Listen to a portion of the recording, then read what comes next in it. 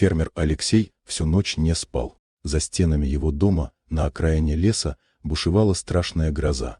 Небо разрывали молнии, а ветер ломал старые деревья. Но больше всего он переживал за свою корову Милку, которая вот-вот должна была отелиться. Как только рассвело, Алексей бросился в хлев.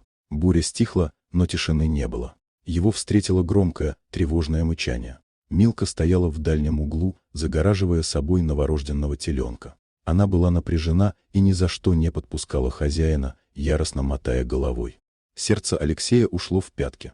Он подумал, что с теленком случилась беда. Собравшись с духом, он осторожно обошел корову с другой стороны, чтобы разглядеть малыша. Но то, что он увидел, заставило его замереть на месте, а по спине пробежал холодок. Рядом с его новорожденным, дрожащим теленком лежал волчонок. Первая мысль была как удар молнии. Где-то рядом волчья стая, и его ферма в смертельной опасности. Ужас сковал фермера. Он не мог понять, как хищник оказался в запертом хлеву. Но ужас быстро сменился полным недоумением. Алексей присмотрелся и увидел, что сцена была на удивление мирной. Волчонок не рычал, а тихо скулил, прижимаясь к теплому боку теленка. А корова-мать, его Милка, не пыталась его прогнать. Наоборот, она защищала своим огромным телом обоих малышей.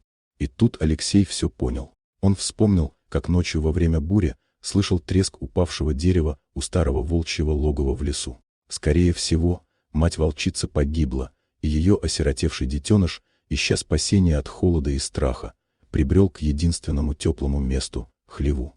То, что сначала показалось сценой из ночного кошмара, на самом деле было чудом сострадания. Материнский инстинкт коровы оказался сильнее вековой вражды. Ужас в глазах Алексея сменился слезами потрясения. Он стал свидетелем того, как посреди бури родилась самая невероятная дружба в мире. Дорогие друзья, если вам понравилось видео, поставьте лайк, а также подписывайтесь на канал, где наши авторские истории выходят каждый день.